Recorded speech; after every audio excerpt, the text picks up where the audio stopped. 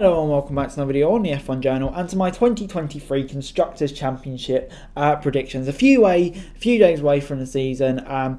Pre-season testing's out of the way, and yeah, it's time to finally get down to business, and I can't wait for this season. Yeah, the midfield looks really condensed. The top teams, Red Bull may have an advantage, but you know, I still think they could be caught, especially with less aerodynamic testing time. So yeah, it's going to be a great season. So let's get straight into our predictions. And in tenths, I'm going to say staying at the back will be Williams. Now it's an interesting one because Williams actually had a pretty decent test. Yeah, I mean they look solid and really look like they could push into the midfield this season, but I've still got them finishing at the bottom. Alex Albon, as we know, he had a great season last year, and I think he'll continue into this season. Logan Sargent, I'm also optimistic about. May take him a few races to get up to speed, but once he does, I think he'll be a solid driver. Definitely an upgrade on Latifi. So yeah, there's definitely positives for Williams, but I still think they may start just a bit behind. That could leave them playing catch up. So yeah, I think it'll be improvement on last year, but I'm going to still say they'll finish last. In ninth, I'm going to say AlphaTauri.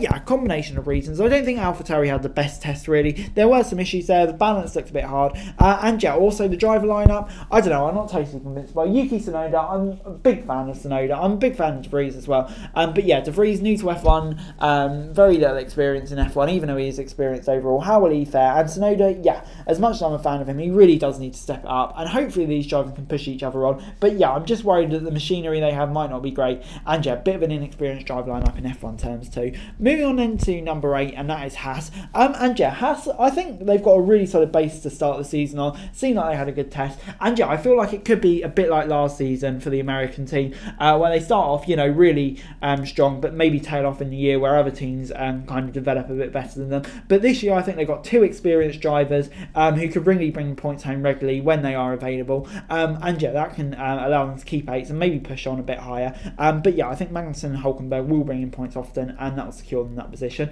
In 7th, I'm going to say it'll be Alfa Romeo. Yeah, slight drop for Alfa this year, I'm going to say. But you know, no disgrace. I think the other 3 teams in the midfield above them are probably slightly clearer of them in terms of the team at the moment. But yeah, Bottas, I think he'll have another good season, leading the team probably. Zhou as well, I expect improvements from. He kind of picked up as car got worse last year, so that was unfortunate. But yeah, I think he'll step up this season. Bottas as well, we know what a good driver he can be. So yeah, I think it will be 7th place for Alfa this year. And moving on into number 6, and that's McLaren. And yeah, we all know what a troubled pre-season test McLaren had. Issues, the team are openly admitting they've missed development targets.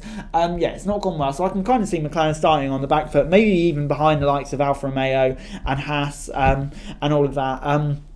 But yeah, picking up, I think they've got a brilliant driver lineup too. Norris, we know how good he is. And Piastri, yeah, I rate him so highly. Watching him just storm through all the junior series. It may take him a few races to get up to date. There will be pressure on him, but I have no doubts he will deliver. And yeah, I think it's going to be a good season for McLaren once they get the car fixed. Moving on into number 5, and that's Alpine. Yeah, I can see it being a slight downward step for Alpine this year. Obviously, losing Fernando Alonso will be a big blow, but Pierre Gasly coming in as a replacement. Yeah, I'm kind of intrigued to see how it goes. Will he be able to fare okay outside the Red Bull environment? Could it be like when he joined Red Bull in 2019? Who knows? But yeah, in Ocon they've got a very solid driver there, and I'm sure Gasly will do well too. So yeah, I think there's reasons to be optimistic. They seem quite confident on the car, but yeah, maybe not enough to stay at the top of midfield just because Aston Martin seems so positive about where they're heading. So in 4th place, I have gone for Aston Martin. And yeah, it's going to be a hugely exciting season for Aston Martin. The early signs are very, very positive with their car.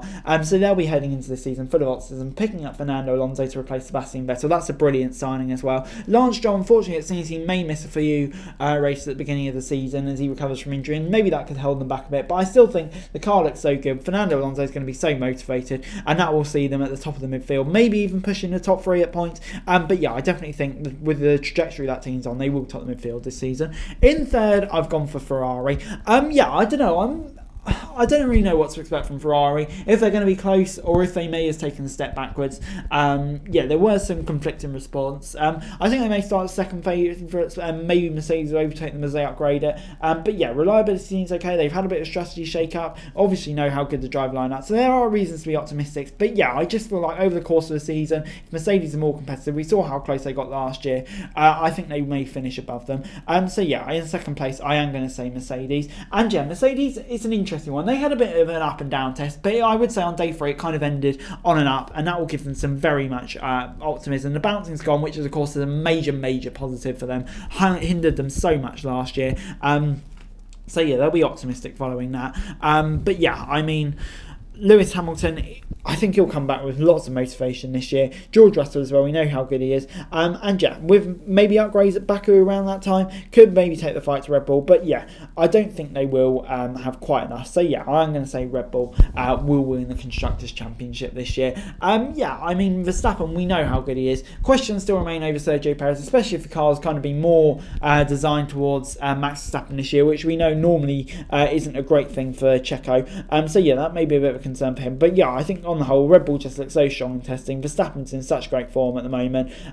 So yeah, I think Red Bull will retain their Constructors' crown this year. But anyway, guys, that's it for you. Thanks very much for watching. Remember to like, share, subscribe, no thoughts, comments down below. First show for daily F1 news and subscribe to my channel, it's great and I'd be greatly appreciated. Thanks very much for watching. Peace.